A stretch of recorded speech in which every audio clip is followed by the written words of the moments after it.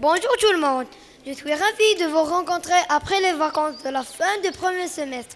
Félicitations mes amis pour vos excellents résultats. Je tiens à remercier mes parents, mes chers professeurs et tout le staff pédagogique qui nous ont encadrés durant tout le premier semestre. Je vous souhaite une bonne reprise des cours.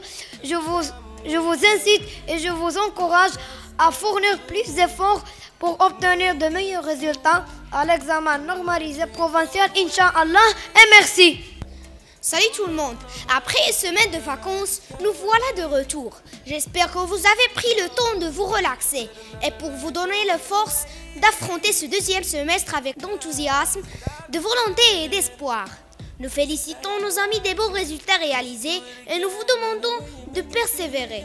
Et bonne reprise.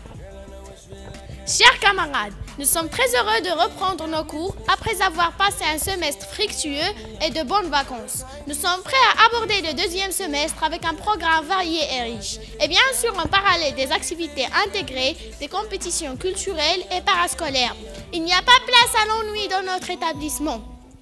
École de qualité et d'excellence. Cette année, notre école participera à la 7e édition du défi de la lecture sous devise « Un enfant qui lit est un adulte qui pense » et à la 4e édition de l'art oratoire. Nous souhaitons bonne réussite à tous les candidats. Soyons actifs, attentifs, enthousiastes et bien motivés. À la fin, je vous souhaite bonne reprise et bon courage. Alhamdulillah hamdan kathira wa shukru lillahi shukran yafi bi'azamati wa qudrati. والصلاة على سيدنا محمد أشرف الخلق وبعد أرحب بكم ترحيبا يليق بكم مع وجوهنا لفنا حضورها وبالود التقينا بها وبالفرحة عمت قلوبنا بعد رؤيتها ويتجدد العهد دائما مع هؤلاء الأحبة أصدقائي صديقاتي أساتذتي أطر مؤسسي هذه المدرسة الرائدة مجموعة مدارس سنابل اقرأ. يوم جميل تعاهدنا أن نجدد العزم على مواصلة المسيرة بعد مسار حافل بالجد وعهد قطعناه على أنفسنا أن نواصل الدرب بكل ثبات للحصول على الأفضل وتشريف آبائنا وأمهاتنا وأطرنا التربوية والإدارية.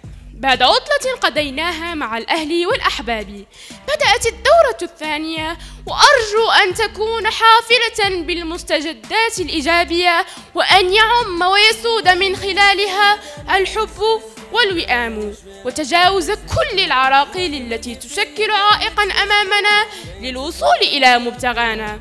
وبعد الصبر والجهد حققنا أمانينا ونرقى بالنجاح إلى مقامات تعلينا. نسير على أهدافنا لا نمل، لا سنسير ونسير حتما سنصل.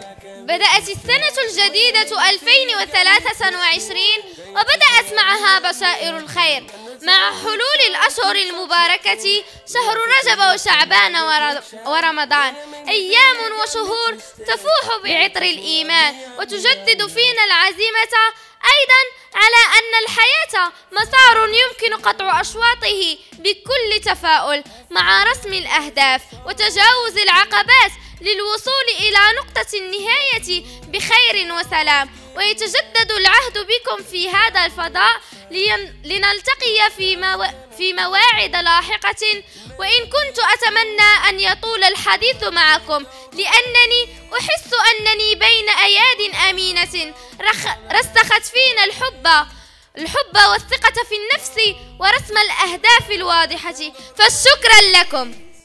ومن أحسن ما جاء في كتاب الحيوان للجاحظ: الكتاب هو الجليس الذي لا يطريك، والصديق الذي لا يغريك، والرفيق الذي لا يملك، والمستميح الذي لا يستريتك، والجار الذي لا يستبطيك، والصاحب الذي لا يريد استخراج ما عندك بالملق، ولا يعاملك بالمكر، ولا يخدعك بالنفاق، ولا يحتال لك بالكذب. وقد سردت عليكم هذا المثال علّه يكون لزملاء التلاميذ كنوع من التحفيز للبدء في القراءة والتعمق فيها. كل هذا قصد اكتساب قدر من العلم والمعرفة يمكنهم من المساهمة في بناء وتقدم الوطن. وشكرا.